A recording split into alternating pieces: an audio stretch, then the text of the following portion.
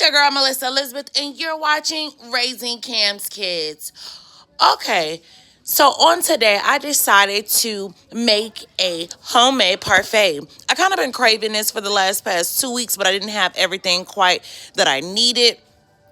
So I went ahead and decided to make it today. Only thing I didn't add that I should have added was honey. I did not add no honey, but I figured I would add the chocolate chips. Well, it made sense in my head. Okay, so I did a parfait with granola, chocolate chip, chia seeds, and strawberry yogurt. When I tell you bomb.com, bomb.com. Okay. So this turned out really good. I couldn't find the bag of granola in this brand. So I just got the bars and I crushed it up myself and made it do what it do.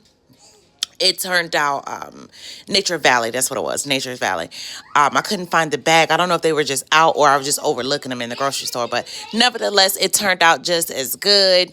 And yeah, this was breakfast. If you made it this far, thank you so much for your support. Don't forget to subscribe and follow. And until next time, bye.